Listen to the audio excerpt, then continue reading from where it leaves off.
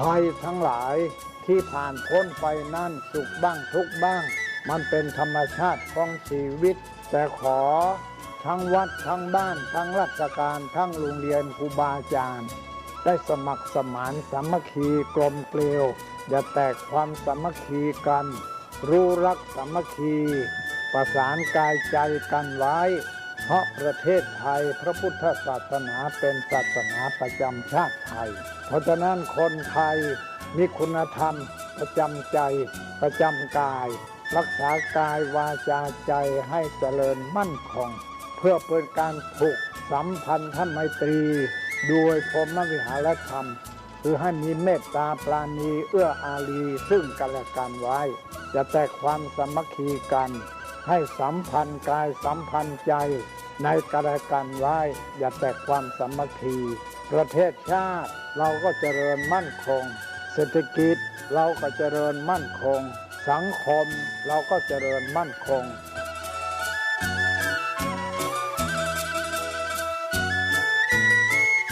ธรรมะข้อคิดจากพระเดชพระคุณท่านเจ้าคุณพระเทพวิสุทธิคุณด้วยความปรารถนาดีจากสถานีวิทยุพระพุทธศาสนาคลื่นธรรมะเพื่อประชาชน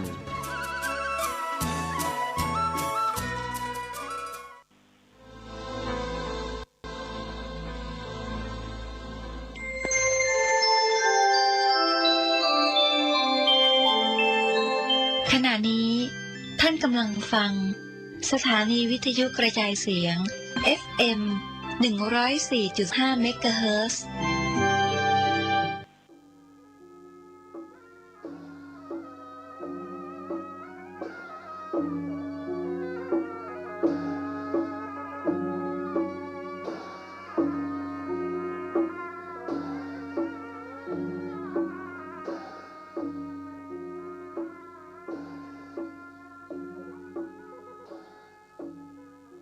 นะโมตัสสะภะคะวะโตอะระหะโตสัมมาสัมพุทธัสสะนะโมตัสสะภะคะวะโตอะระหะโตสัมมาสัมพุทธัสสะนะโมตัสสะภะคะวะโตอะระหะโตสัมมาสัมพุทธัสสะพุทธังสรณังกัจฉามิธัมมังสรณังกัจฉามิสังฆังสรณังกัจฉามิตุติยัมปิพุทธังสรณังกัจฉามิตุติยัมปิธัมมังสรณังกัจฉามิตุติยัมปิสังฆังสรณังกัจฉามิตติยัมปิพุทธังสรณังกัจฉามิตติยัมปิธัมมังสรณังกัจฉามิตติยัมปิสังฆังสรณังกัจฉามิอิติปิโสภะคะวาอะระหังสัมมาสัมพุทโธวิชชาจารณะสัมปันโนสุขโตโลกาวิโตอนุตตะโลปุริสธรรมสารถิสัทธาเทวมนุษย์สานังพุทโธภควาติสวากขาโตภควตาธัมโมสันติทิโกอากาลิโกเอหิปัสสิโกโอปนะยิโกปัจจัตตังเวทิตพโพวินยูหิติสุปฏิปันโนภควโตสาวกสังโฆอุจุปฏิปันโนภควโตสาวกสังโฆญาญาปฏิปันโนภควโตสาวกสังโฆสามิจิปฏิปันโนภควโตสาวกสังโฆญาติตังจัตตาลิปุริสายุคานิอัฏฐาปุริสาปุคลา เอสะภะคะวะโตสาวกสังโฆอาหุไนโยปาหุไนโยตัคขิไนโยอัญจลิกาลนิโยอนุตตะลังปุญญเขตังโลกัสสติกราบหนึ่งกราบสองกราบสามขอบคุณเนื่องที่ได้ไหวพระเจ้าร่วมกันเกิดมาพบใดชาติใดก็ได้ปะกันเป็นพี่เป็นน้องกันต่อไปพระที่ไหนก็ได้เป็นพี่เป็นน้องกันต่อไปก่อนที่ท่านผู้ฟังทั้งหลายจะฟังตุลุงขอสัญญากับตุลุงอยู่ก่อนเนิ่งถ้าบ่6 โมงเกิงเตื้อฟังโทรมาหาตุลุงเน้อเพราะว่าทางวัดฝ่ายหินเพิ่นอัดเอาเสียงตุลุงไว้เพื่อให้คนที่ใครได้เทปใครได้ซีดีได้มาขออัดถึงวันถ้าเอาโทรศัพท์มาหากันมันสูญเปิ้นอดใจเอาเนอะกำเดียวบ่ได้2การบ้านการเมืองที่เปิ้นวุ่นวายกันบ่ต้องโทรมามาถามเนอะ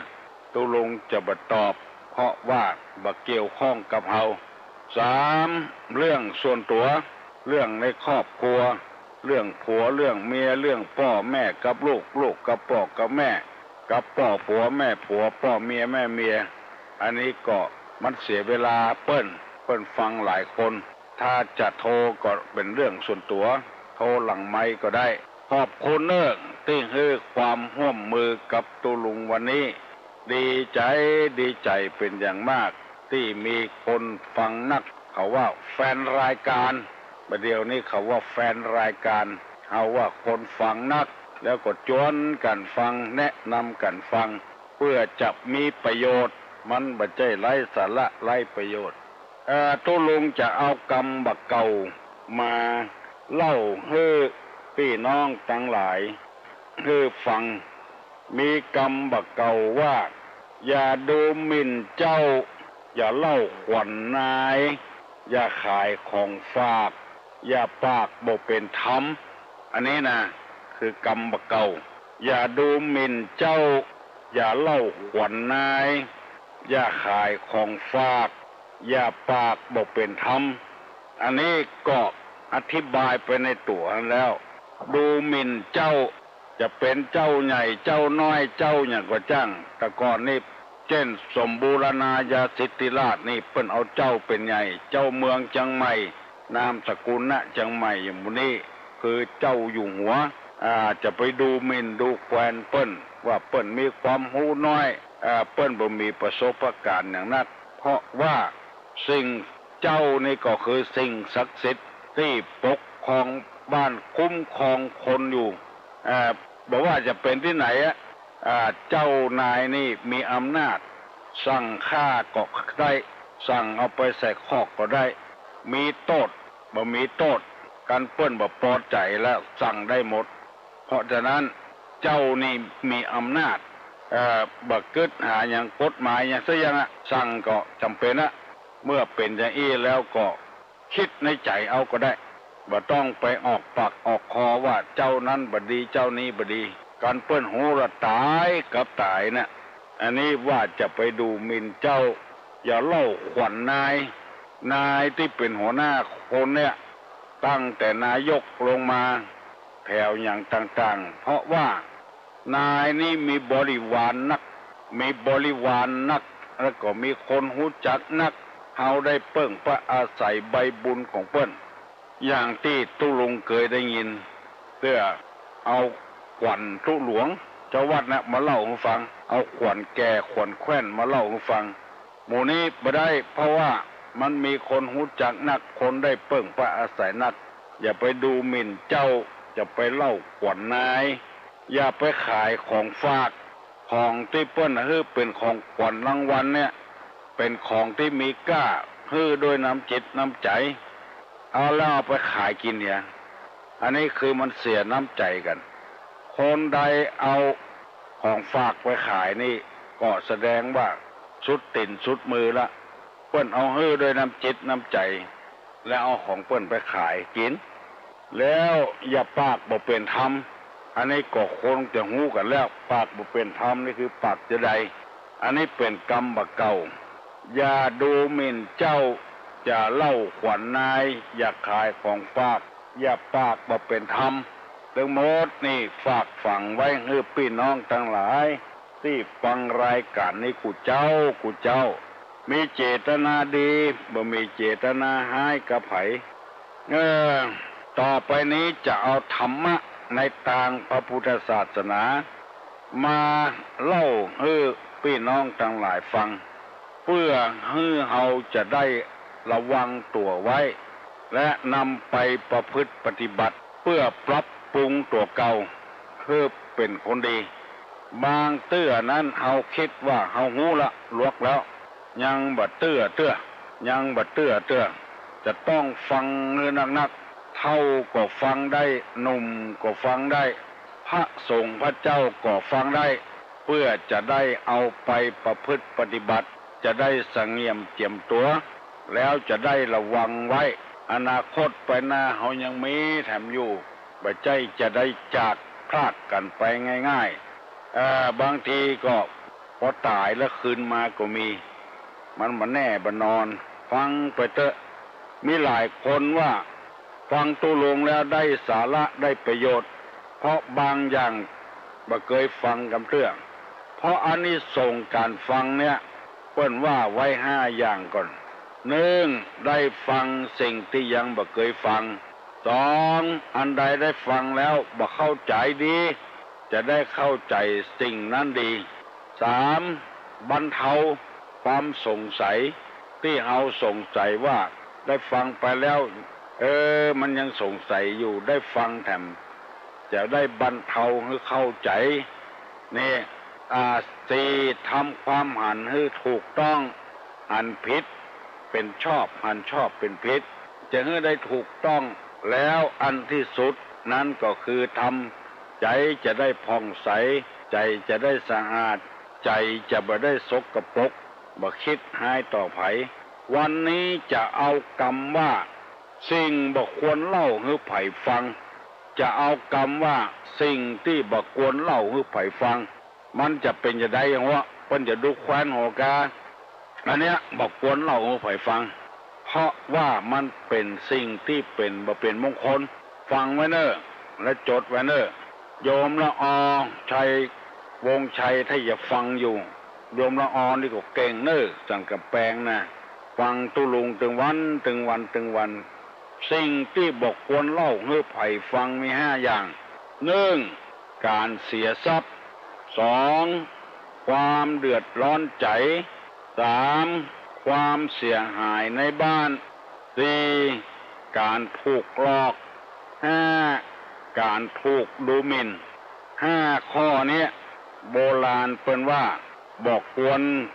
จะเล่าให้ไผฟังการเสียทรัพย์การเดือดร้อนใจการเสียหายภายในบ้านการถูกหลอกนี่การดูถูกดูหมิ่นคนใดลอกนี่บ่ควรจะเปิดเผยให้ไผฟังอันนี้ที่ตุลุงนำมาเสนอนี่หมายความว่าอู้พระอู้ผายไปเลยถ้าเราจะไปปรึกษาหารือกับผู้หลักผู้ใหญ่ผู้รู้อันนี้ไปแถมยังถ้าเฮาอู้ไปเลยนี่มันจะเสียศักดิ์ศรีของเฮาจะขอเมตตาเวลากับพี่น้องทั้งหลายอธิบาย ว่าสิ่งที่บ่ควรเล่าให้ไผฟังนั้นมันเป็นจะใดบ่ควรเล่าการเสียทรัพย์เพราะว่าจะเสียเครดิตไผบ่อวดบ่อ้างการที่เฮาเสียเงินเสียทองไปโดยที่บ่ได้ประโยชน์อย่างมา เพราะเหตุว่าไปอวดไผว่าเฮาเสียเงินเสียทองต่ออันต่ออีตะใดมันก็บ่มีประโยชน์อย่างขึ้นมาบัดใจเขาจะแบ่งให้เฮาซ้ายเฮาใจให้เฮาเสียแล้วเสียไปหาไม่ดีกว่าบางคนบ่เข้าใจจ้างเอากรรมหมู่นี้ไปอู้ให้เปิ้นฟังแล้วเปิ้นจะดูแควนหัวบ่มีเครดิตบ่มีศักดิ์ศรีอันนี้การเสียทรัพย์ ซื้อหวยก็บ่ถูกเสี่ยงจะเป็น700-800ปุ่นแทนที่เปิ้นจะอวดเปิ้นว่าเง่าเล่นใบเล่นเง่าอันนี้จำไว้เน้อพ่อแม่พี่น้องลูกเต้าหลานเหลนทั้งหลายเสียไปแล้วอย่าไปอู้ไปฟังเล่นการพนันเสียต่ออันต่ออีไปหันไปนี่เสี่ยงเงินต่ออันต่ออีอย่าไปอู้ไปฟังจำไว้เน้อเพิ่นจะดูแควนหัว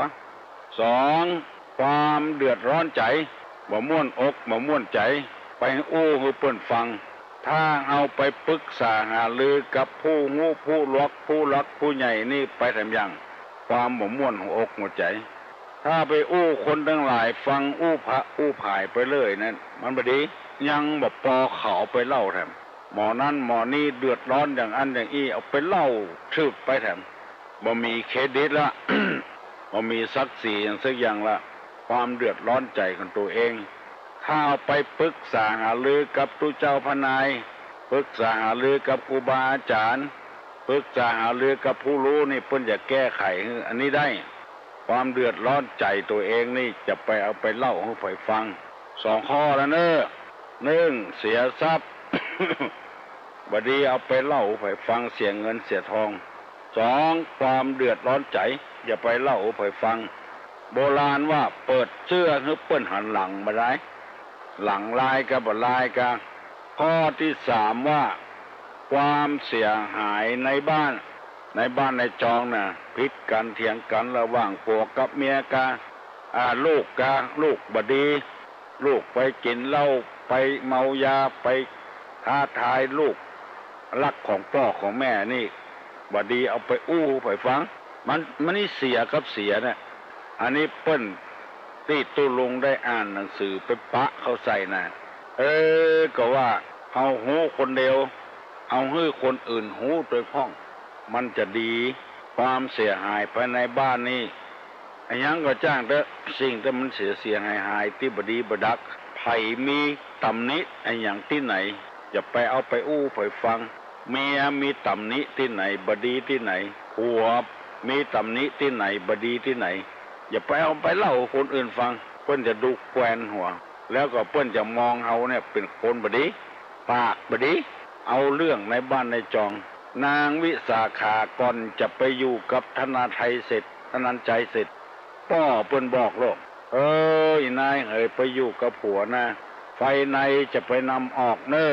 ไฟนอกจะไปนำเข้าเน้อคือหมายเขาว่าของบดีบดักเนี่ยเป็นไฟอย่าไปอู้ให้เปิ้นค่อยบ้านค่อยจองบดีเก็บเอาไว้อย่าของบดีนอกบ้านนอกจองที่เปิ้นพิษกันเถียงกันนี่อย่างกันก็จะไปเอามาอู้ในบ้านมันบดีมันเป็นไฟเนี่ยไฟในจะไปนำออกไฟนอกจะไปนำเข้าพ่อเศรษฐีเปิ้นสอนนางวิสาขาว่าอันนี้ข้อที่3นะตุลุงอธิบายมาแล้วว่าความเสียหายในบ้าน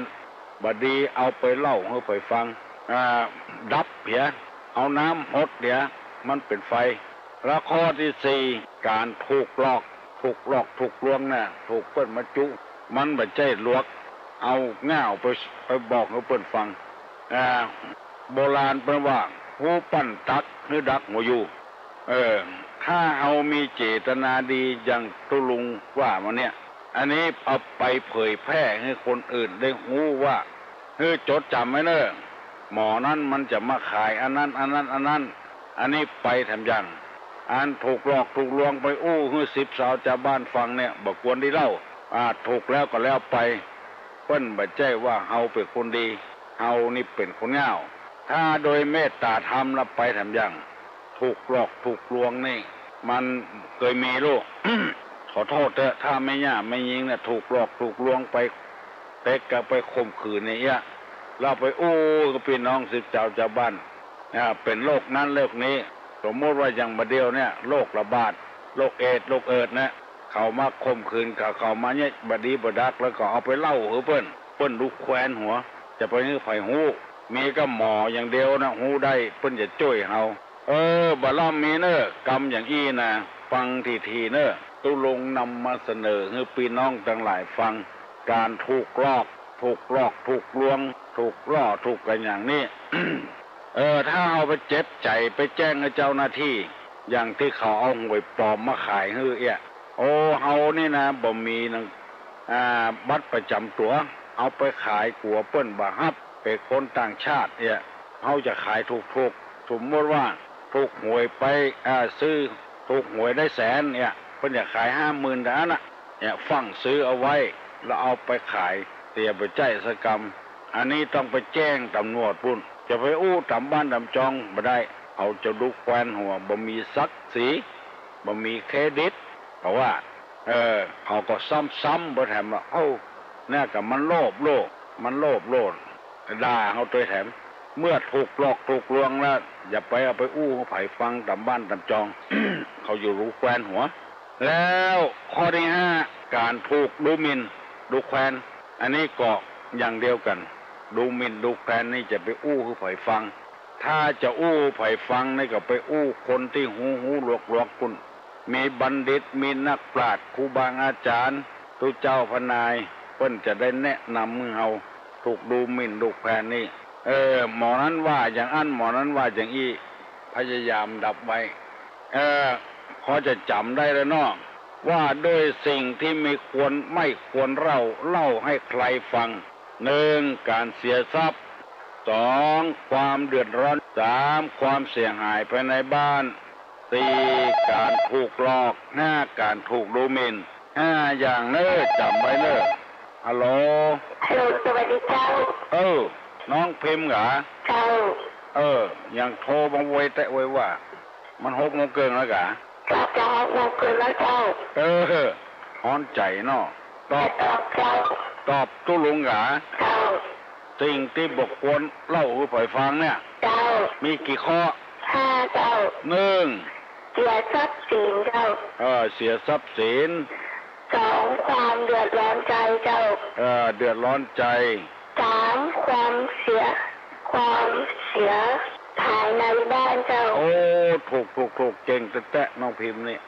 4การถูกหลอกเจ้า5การถูกดูหมิ่นเจ้าเก่งตบมือให้เนอะเก่งหลานของตุลุงได้เก่งกูคนยินดีเนอะน้องพิมพ์เนอะบุญรักษา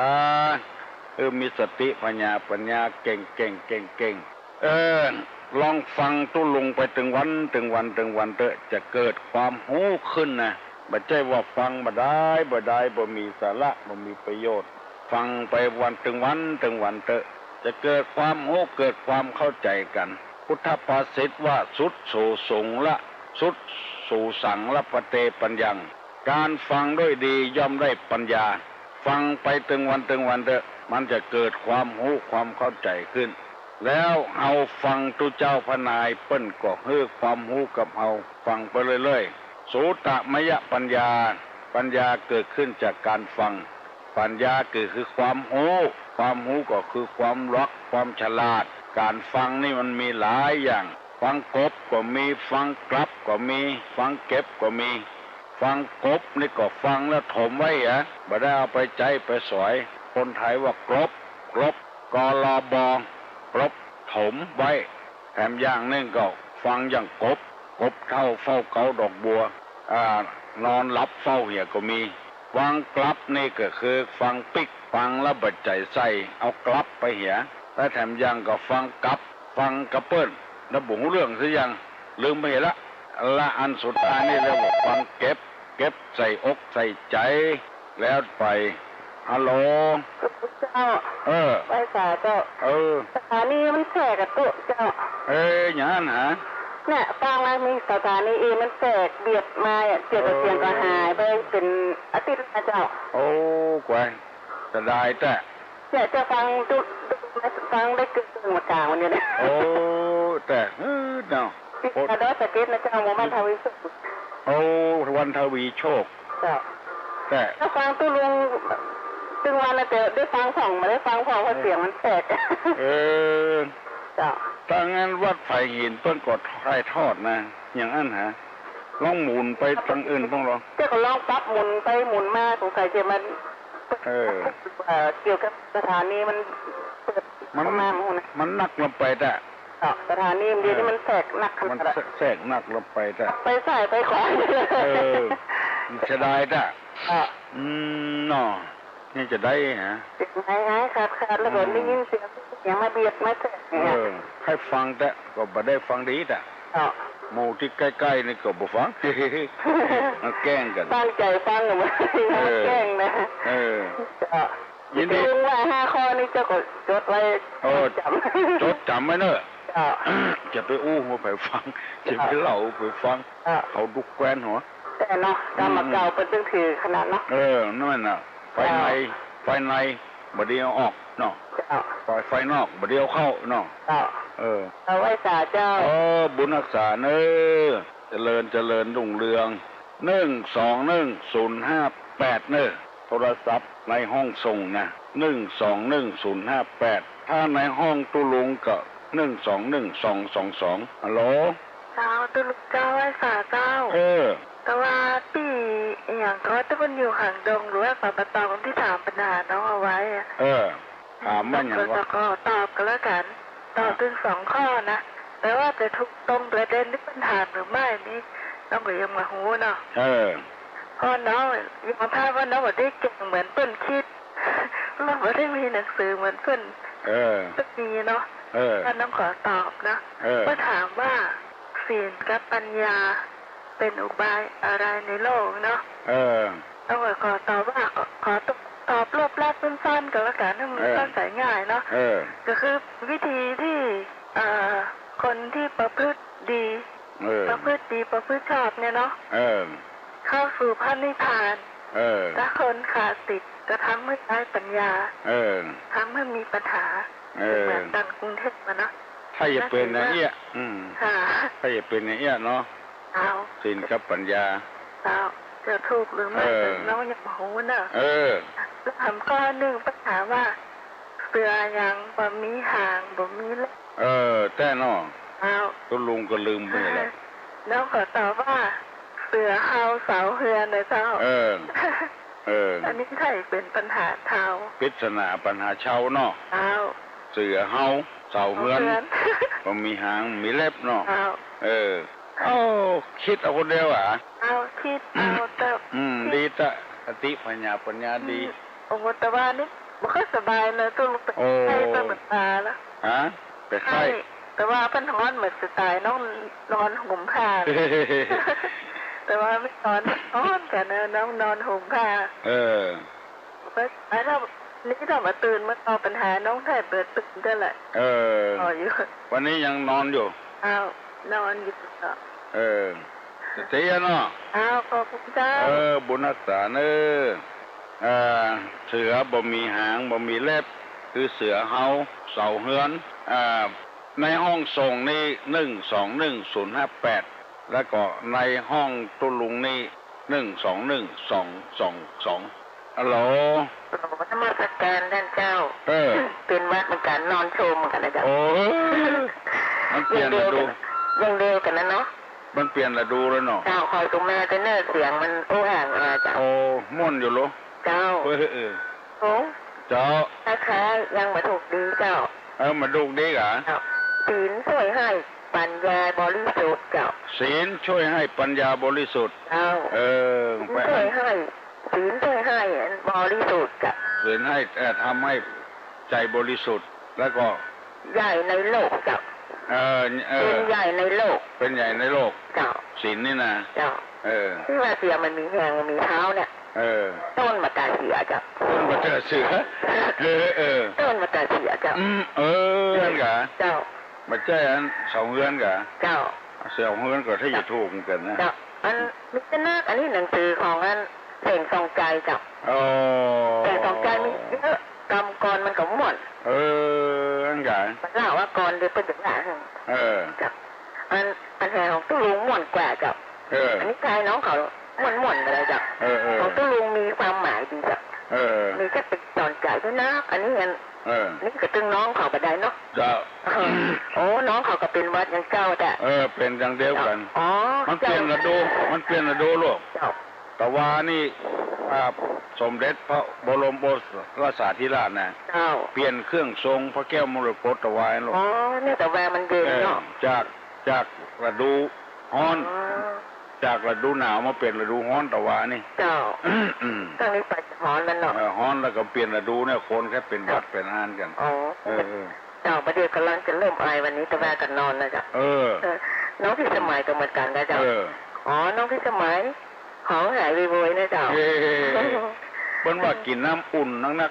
เดี๋ยวนี้ก็อุ่นนะกินแล้วไหว้พระตัวตุ๊ลุงเลยจ้ะไหว้ตัวตุ๊ลุงอ่ะแดกดีเลยวันนี้แดกขาดหนึ่งซ้ำโอ้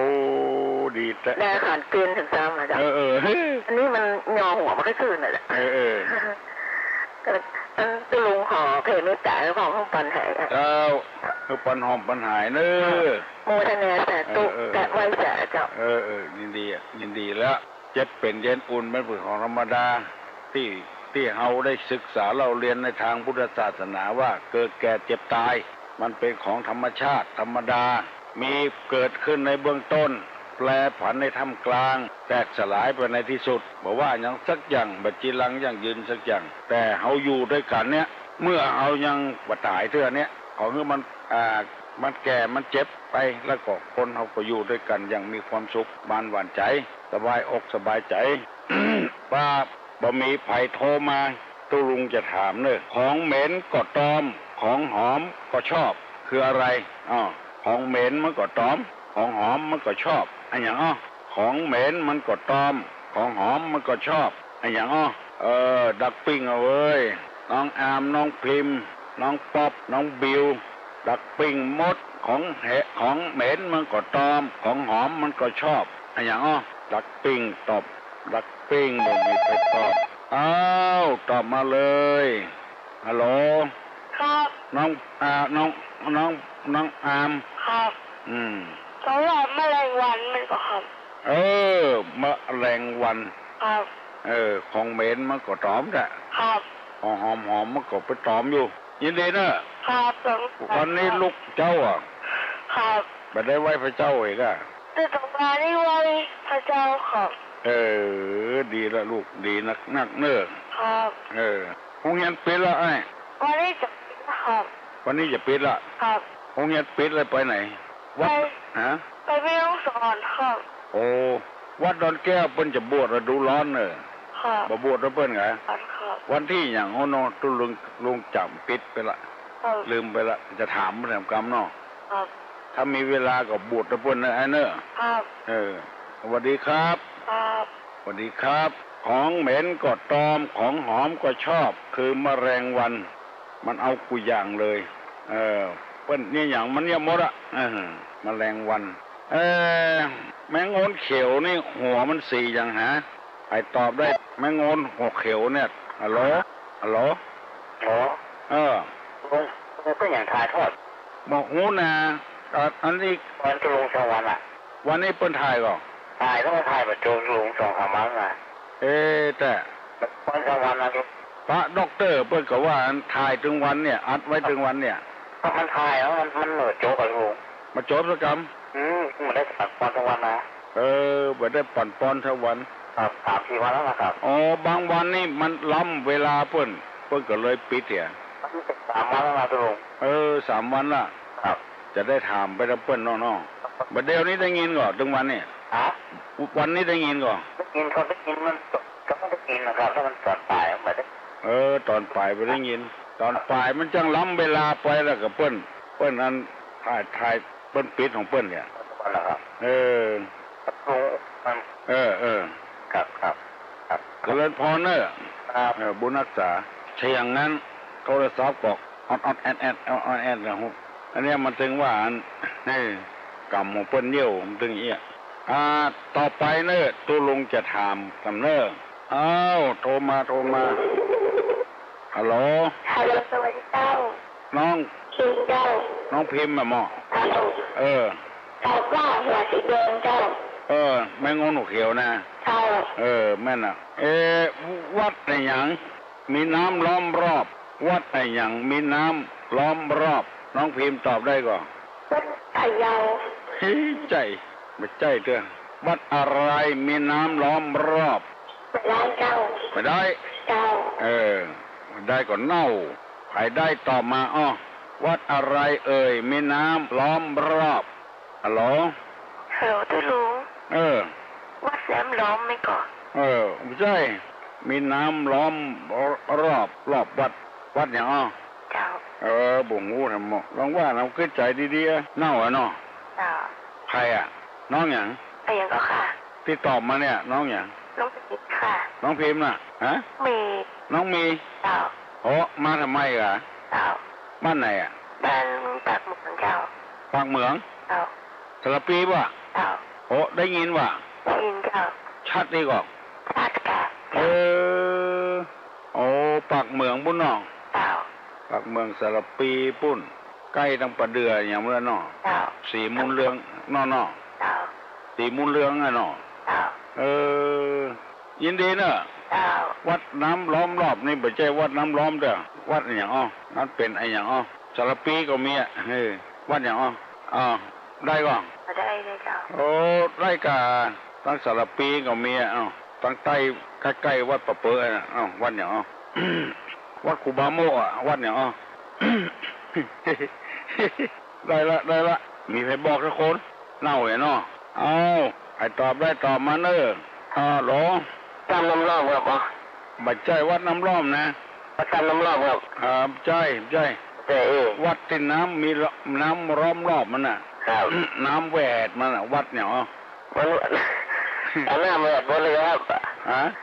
วัดเนี่ยวัดเนี่ยตอบมาได้แล้วครับผม ที่ไหนอ่ะ จากในเรือครับ ในเวียงนี่เหรอ ครับผม อยู่ในรถอ่ะ ครับ ยินดีเนอะฮะ เอาเรื่องการรักษาลุงอีกกันนะครับเนาะ ครับสวัสดีเนอะ ครับผม บุญรักษาใครได้ตอบได้หารุดไปเห็นแล้วใครตอบได้หาอะไรมีน้ำล้อมรอบฮัลโหลครับ ฮะ ครับ นมัสการ ครับ วัดอย่างเกาะครับ ฮะ วัดเกาะครับ วัดบ้านเกาะถูกต้องแล้วเนอะยินดีวัดอะไรมีน้ำล้อมรอบวัดเกาะบ้านเกาะก็มีไม่ริมนี่ก็มีหรอบ้านเกาะไผ่มีอะไรอย่างจะตุลงปากเหมืองปุ้นปากเหมืองสารปีก็โทรมาเมื่อเราอยู่มันหายฮัลโหลครับภาษาครับอย่างที่ชอบเสริมสวยในภาคเหนือนะครับครับอะไรอำเภออย่างที่ชอบเสริมสวยอำเภออะไรที่ชอบเสริมสวยภาคเหนือนะครับภาคเหนือเอานี่อำเภออันอย่างที่ชอบเสริมสวยในภาคเหนือเรานี่ใครตอบได้ตอบมาเนอะอำเภออะไรเอ่ยที่ชอบเสริมสวยฮัลโหลขอนมัสการเจ้าอำเภอแม่สวยเจ้านักแม่นมาหาคงจะแม่นนะเนาะเจ้าตอนเดียวเปิ้นจะตอบมือเจ้าของปัญหาว่าจะได้ถูกกับบ่ถูกอำเภออะไรที่ชอบเสริมสวยเปิ้นตอบว่าอำเภอแม่สวยถูกกับบ่ถูกตอบมาเนอะฮัลโหลไม่จ่ายครับถูกกันเนาะถูกก็ถ้าเสริมสวยก็อำเภอเสริมงามครับเสริมงามกับเสริมสวยครับภาคเหนือเฮานี่ถูกต้องแล้วเมื่ออยู่มันหายฮัลโหลขอตายตุลุงนะเจ้าตายตุลุงจะถามตุลุงเจ้าปลาอันยังขี้เต่าเกาะปลาอันยังขี้เต่าเกาะเจ้าตุลุงตอบว่าเจ้าป่าจีผิดถูกก็ผิดเจ้าถูกเจ้าขี้เต่ามันเกาะป่าจีเจ้าน้องว่าอันยังไก่ย่างมันบนไฟบุญอันนี้จีมันอยู่รูปไฟป่าย่างมันอยู่บนไฟขี้เต่าบุกเกาะกระเจ้าเวลามันย้อยขี้เต่าขี้เต่ามันบักเกาะต้องป่าจีบุญอยู่แม่ขี้เต่าบุญป่าย่างมันอยู่บนบุญตู้ลุงเถียงขนาดเอาไผ่ทูกป่าย่างกับป่าจีป่าย่างอยู่ ป่าเต้าเกาะขี้เต้าเกาะนี่เต้ามันเกาะป่าจีนะมันแม่ขี้เต้าฮัลโหลฮัลโหลสวัสดีครับโอ้สวัสดีเนอะเดี๋ยวครับจะมีโอกาสแถลงเลยครับอันวัดอย่างคนแบบนี้ครับวัดอย่างคนแบบนี้ครับผมไปจ่ายนะครับเลยไปจ่ายครับเรียบร้อยแล้วครับโทรจากไหนตอบแล้วครับโทรจากไหนวัดอย่างคนแบบนี้ไปตอบได้ตอบมาฮัลโหลขอนมัสการเจ้าน้องป๊อบเจ้าน้องป๊อบเหรอเจ้าวัดเลยเจ้าวัดเลยเจ้าใจไม่ใช่วัดเลยวัดหนองไก่ วัดเมืองไก่นี่ เมืองไก่ในเวียงนี่ก็วัดหนองไก่วัดหนองไก่อันไม่แต่งคนไก่ไปเหรอยินดีเนอะเจ้าเอาวันนี้พลาดไปหน่อยน้องป๊อบวัดเมืองไก่ไปทั้งพวกไปทั้งค่ายทหารพวก กับวัดต่างกับวัดเมืองไก่หนองไก่เมื่ออยู่มันหายนะเมื่อตายมันหดไปเหี่ยอย่างเมื่อเอาอยู่นะมันหายเมื่อเอาตายมันหดไปเหี่ยอย่างเมื่อเอาอยู่นี่มันหายเขาตายไปแล้วมันหดไปละไอ้ตอบได้ตอบมาเนอะโอ้วันนี้ม่วนไปเป็นพิเศษเลย121-058เมื่อเอาอยู่นี่มันหายเอาตายมันหดไปเหี่ยอย่างฮัลโหลเจ้านมัสการเจ้าวันเดียนเนาะเจ้าอย่างล้มหายใจครับโอ้ถูกต้องแล้วครับเนาะเขาอยู่นี่มันหายไปเจ้าหายใจแล้วเนาะมันตายแล้วก็หดไปหายใจแล้วจะยินดีเนอะเจ้านมัสการยินดีไอ้กาบ้านสลากดตอบน้องป๊อบน้องพิมพ์กดตอบกันมาเยอะแยะเลยฮัลโหลครับฮัลโหลครับอยากจะถามน้องป๊อบว่าถนนสายใดในเมืองเชียงใหม่เขาที่เข้าไปแล้วให้รับครับถามน้องป๊อบเนาะครับน้องป๊อบน้องคิมน้องอามก็ได้ครับถนนสายใดในเมืองเชียงใหม่เขาที่เข้าไปแล้วให้รับน้องป๊อบน้องพิมพ์น้องอามน้องบิวเนาะครับผมแล้วก็น้องปุ้นฝั่งเหมืองเนาะถนนสายใดเข้าไปแล้วให้รับครับผมตัวลุงตอบก็ได้ง่ายน้อยเดียวเนาะเอาไปตอบได้ตอบมาเนอะน้องป๊อบน้องอามน้องบิวน้องพิมพ์น้องปากเหมืองถนนสายใดเข้าไปแล้วให้รับอะถนนเนี่ยง่ายแป๊บเดียวทันฮัลโหลเจ้าอันตู้ลุงอันเจ้าให้ถามปัญหาตู้ลุงจ้อยเจ้าถามกับตู้ลุงเจ้า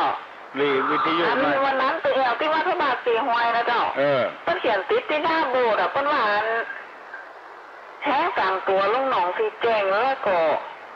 ไม่มีเอาผัวประกายมีลูกน้ำเป็นอย่างไรเจ้าแล้วเพิ่นบอกแก้ไขได้เจ้าที่แห้งสั่งตัวลูกหนองตีแจงนี่ก็จะเกินเจ้าเพิ่นว่าเป็นอย่างก็พระพุทธพระธรรมพระสงฆ์ลงในวัดเนี่ยเจ้าอยู่ในวัดเนี่ยเจ้าแห้ง3ตัวลงหนองสีแจงเจ้าแล้วก็อันที่ข้องใจที่เป็นที่ว่าไม่ยิงเอาผัวประจายมีลูกนะเจ้า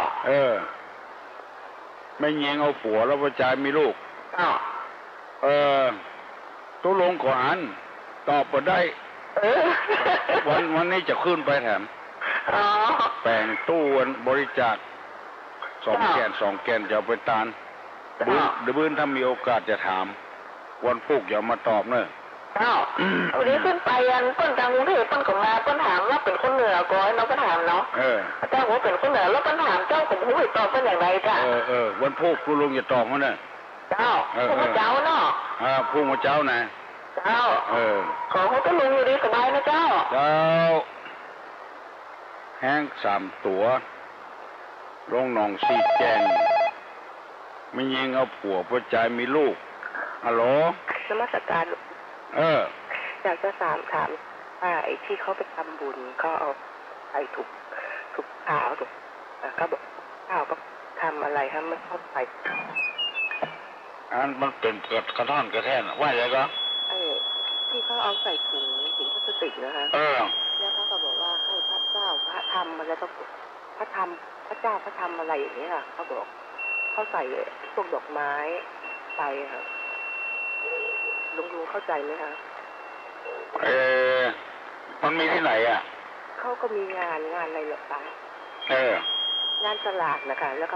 ขาทำถังต่างหากแล้วก็เขามาทำใส่ถุงเป็นกลวยแบบใส่ดอกไม้อ่ะแล้วก็มีเหรียญ5 บาทใส่ด้วยค่ะใส่ถุงไป3-4เอาไปตามสลากค่ะแล้วเขาบอกว่าให้พระเจ้าพระธรรมเขาเอาพระน่าเข้าใจแล้วมันเป็นประเพณีของทางเมืองเหนือถ้าจะทำบุญอะไรเนี่ยจะมี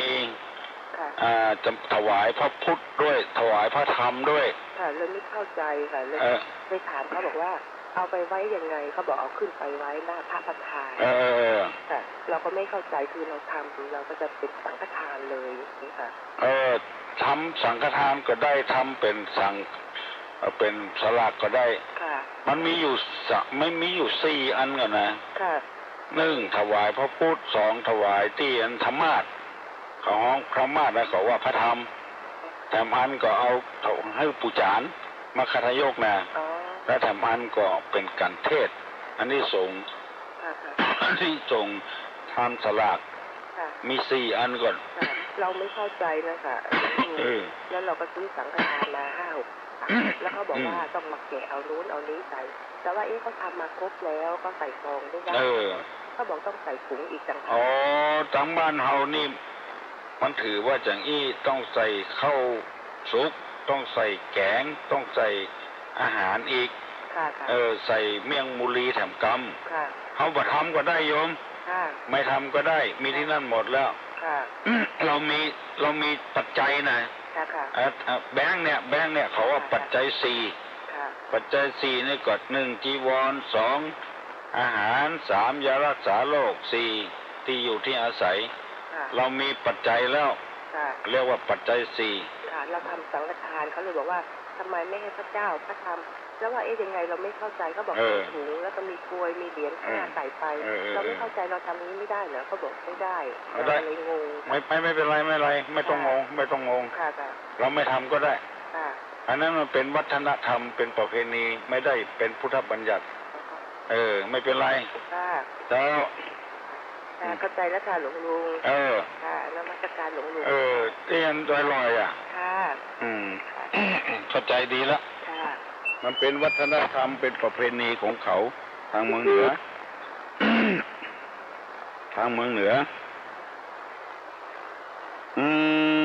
ดีมากเลยฮัลโหลท้าวไว้สาเจ้าทุกเจ้าค่ะจะตอบปัญหาของท่านสิกครูของท่านไหนท่านสิกครูถามมาบอกว่าถนนในยังถนนในยังไปแล้วค่อยรับง่ายมีตายถนนช้างม้อยน้องตอบว่าไงถนนช้างม้อยจังน่ะกะช้างม้อยเอาไว้สาเจ้าง่ายมันจะตายน้องวันนั้นตอบไม่ได้สักคนตุลงจะย่างไงก่อนกันนอมัน7 โมงละว่าจะขึ้นไปพระบาทตีห้อยนะครับไปสังเกตการตัวไปเยี่ยมผู้หลวงฮัลโหลครับไว้สาครับพี่นุ๊กครับไว้สาถนนเจ้าม้อยก็แม่นเนาะถนนเจ้าม้อยก็แม่นถนนพระนอนก็แม่นเนาะครับถนนพระนอนก็แม่นครับเจ้าม้อยก็แม่นครับใครรับนี่เจ้าม้อยนะครับ3 ม้อยลงครับแล้วก็ตีเพิ่นถามมาตะกี้นั่นนะครับคือว่าก็จ้างใส่สตางค์ที่คันอย่างนั้นนะครับที่ได้รอนะครับนั่นก็เป็นประเพณีทั้งบ้านของเขาเขาจะนะครับแม่น เวลาไปวัดเนาะครับมีก๊อกสรุปอย่างนั้นตามในอันวันศีลก็อย่างนั้นเนาะครับแต่สตางค์ใส่ก็เป็นตัวกับเป็นอันพระเจ้าเนาะครับมันก็คล้ายๆว่าสตางค์ในเราเป็นตานอย่างแรกผมก็ว่ากาพื้นกาไฟอย่างในวัดในว่าเห็นอย่างนั้นเนาะครับแม่น่ะครับถูกตัวข้ามอย่างนี้ครับถูกต้องกันครับมันจะมีกันพระเจ้ากันพระธรรมหรอครับครับแล้วก็ยังกับที่คนว่าถ้าเขาตานอย่างไปการตานอย่างนี้เขาไม่ได้ใส่ปัจจุปัจจัยอย่างเนี้ยครับ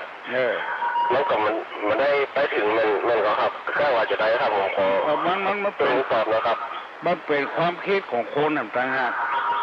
ความจริงนั่น ในสมัยโบราณ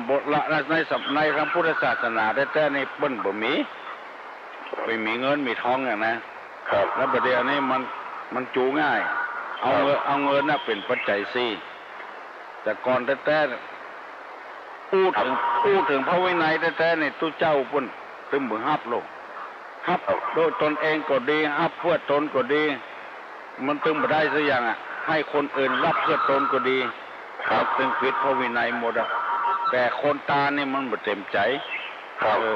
เปิ้นมีนโยบายของเปิ้นคนตะก่อนมีเงินพระเจ้าไว้นี่เนาะเงินพระเจ้าประทำนั้นบ่ได้ไปจ่ายที่ไหนเก็บไว้บูรณะปฏิสังขรณ์กับวัดกับวายกะถ้าไปแล้วเอาไปตานให้ทุกเจ้าเห็นหมดมันตั้งวัดมันก็บ่ได้สักอย่างเนี่ยเป็นกุศโลบายนะนโยบายทางกุศลอันนี้มีปัญหาอย่างครับแล้วก็มันก็อย่างครับสมัยมาเดียวว่าสมัยเมื่อก่อนนั่นเหมือนกันเนาะครับมันเหมือนกันสมัยเมื่อก่อนนี่มันกว่าจะได้บทที่เป็นทำเป็นทองอย่างนี้เป็นจบนะครับเดี๋ยวเข้าถ้าสั่งเข้าในปันป้อนใครจ้างตัวผ่าบัดเจ๊ปะใครจ้างบัดจ้างกันแล้วเขาตัวแบบไอ้ปันป้อนมาจ้างครับเป็นบวชใหญ่เนาะครับบวชใหญ่สมัยเมื่อก่อนนี่คนนี้ตัวหลวงนั่งห้างไปท่องนะครับไปท่องกับเข้าวัดเนี่ยก่อนเนาะครับเข้าวัดเฮียนเนี่ยก่อนเช่นจะบวชได้ประเดี๋ยวก็บวชรวดอ่ะเดินบวชรวดเนาะครับเดินก็เข้าน้อยคนนะครับที่จะไหว้พระไหว้อย่างนี้ว่าของปากมีน้อยเนาะครับครับฝากไว้ที่เนาะครับวันนั้นเจ้าคุณมาแป่เปิ้นมาอันเชียงใหม่นะมาละปูนก็ครับก็วันเลี้ยงไก่บ่ขันไอ้หลงหมายความว่าจะได้หมายความว่าเอาใส่บาตรเข้าทุกเจ้ากินแล้วบ่ขันแต่ทำกับบ่จ้างปอนป้อนกับบ่จ้างอันนี้เลี้ยงไก่บ่ขันนะเห็นว่าปันศีลกับบ่จ้างปันป้อนกับบ่จ้างนะแต่ทำกับบ่จ้างเอาเข้ากินถึงวันแล้วก็บ่ขันคุณว่าอย่างนี้ยินดีนะครับขอให้มีความสุขความเจริญนี่มากาขึ้นมีจบมีลาบไปที่ไหนคือเปิ้นฮักเปิ้นแปลงเนอเอาจะปั่นปอนนะเนอตปีติโยวัจจันตุสัพพะโรโควินัสสตุมาเตภวะตนตรายโยสุขีติคายุโกภวะอภิวาทนาสีดิสนิจังพุทธาปจายโนจตตาโลธัมมาวัฏันติอายุวันโนสุขังปะลัง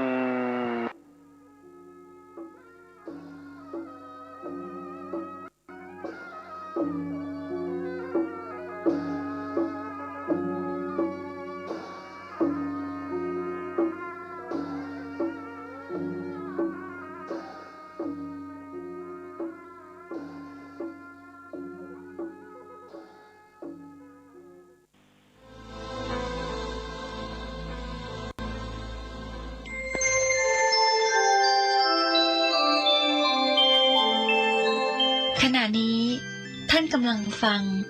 สถานีวิทยุกระจายเสียงพระพุทธศาสนา FM 104.5 เมกะเฮิรตซ์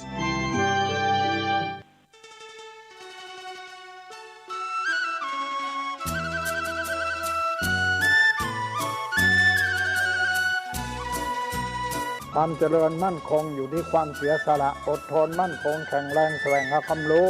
ต่อสู้กับศักดิ์กำจัดสิ่งเสพติดเสริมสร้างชีวิตพอมีพอเพียงพระบาทสมเด็จพระเจ้าอยู่หัวท่านรับสั่งให้ใช้ชีวิตพอมีพอเพียง เราก็อยู่กันได้เพราะฉะนั้นคนไทยต้องสมัครสมานสามัคคีหันหน้าเข้าหากันปรึกษาหากันรักกันฉันพี่น้องเราก็จะอยู่ได้เพราะเวลานี้ยุคโลกาภิวัตน์มันจะมีการเปลี่ยนแปลงทางขนบธรรมเนียมจริตประเพณีบางสิ่งบางอย่างก็ขอให้นึกถึงบรรพบุรุษของชาติว่าบรรพบุรุษปู่ย่าตายายเราได้สั่งสมอบรมลูกหลานของคนไทยทุกคนให้ตั้งอยู่ความสามัคคีมีความสมัครสมานกลมเกลียวเมตตาปราณีเอื้ออารีเอื้ออาทรในราชการเวลานี้ประเทศชาติของเราก็เจริญมั่นคงเพราะเหตุว่าคนไทยรวมน้ำจิตน้ำใจกันสร้างสรรค์ความเจริญงอกงามเพื่อความเจริญงอกงามแก่ชาติพระพุทธศาสนาสำนักงานของพระมหากษัตริย์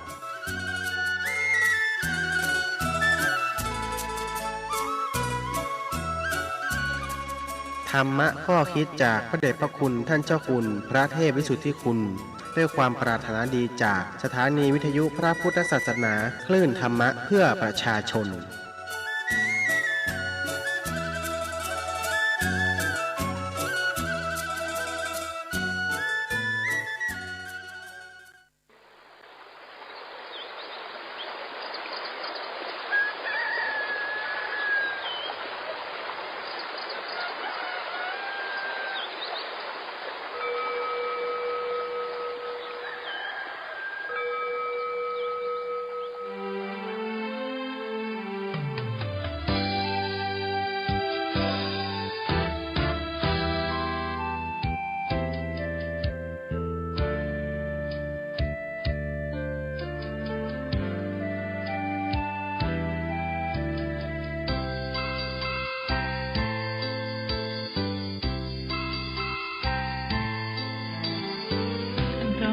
ที่ปานน้ำงดงามสูงเด่นรอยธรรมเทระพระเนตรฝากเสียงผ่านสายลมลอยเชิญชวนศรัทธาร่วมบูรณาวัดป่าดงดอยยอดภูนางแก้วยังคอยทอแสงส่องฟ้าอำไพคลื่นคำสีขาวพาเราแช่มชื่นเป็นผู้รู้ผู้ตื่นเบิกบานทั้งกายและใจเคยแผ่คำสอนองค์ชินวรขจรกว้างไกล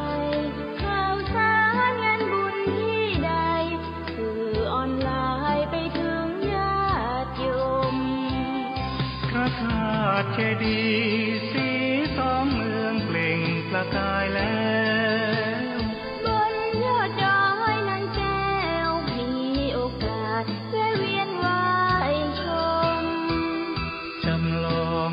จากดอยสุเทพดอยทุ่งคู่ธาตุบรม